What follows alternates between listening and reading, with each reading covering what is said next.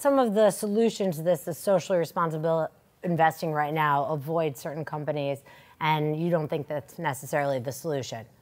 Yes, I think that there are two approaches that are prevalent today. One is the approach of divesting, and I think that this approach not only is not particularly useful, might be even counterproductive. So if I am a what we call social investor and I avoid all stock will end up in the hands of people who don't care at all about the environment, leading to a worse outcome than the one we had to begin with. And in a world where money is fungible, you don't really penalize them unless like 90% of the market think that way. You're not going to have a big impact.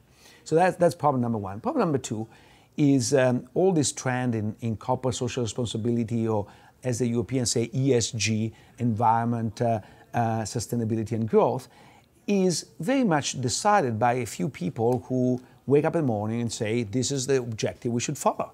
And what we say is, at the end of the day, the shareholders are the owners of the company, and they should rule on this decision. They should not be sort of removed to somebody else, including institutional investors. What we advocate in the paper is that institutional investors need to sample or poll their investors to know what their investors want. So stay in the stock, get in the stock, and try to drive decisions. Drive decision, but also drive decision according to what their investors want, not what they decide. And last question, what do you think everybody gets wrong about responsible capitalism, or what is the thing that needs to change?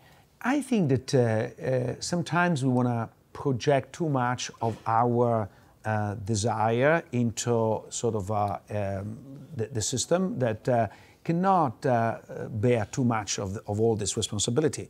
So what I like of the paper I wrote with Oliver Hart is that we take a narrow perspective, but I think a very solid one, both logically and I think legally.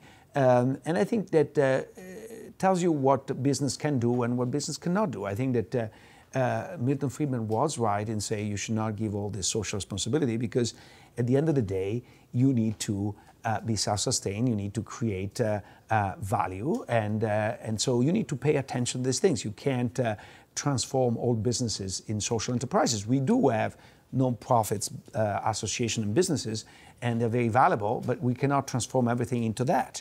On the other hand, you don't want to be sort of so narrow that saying that people care only about money and ignore other important considerations that are part of our welfare.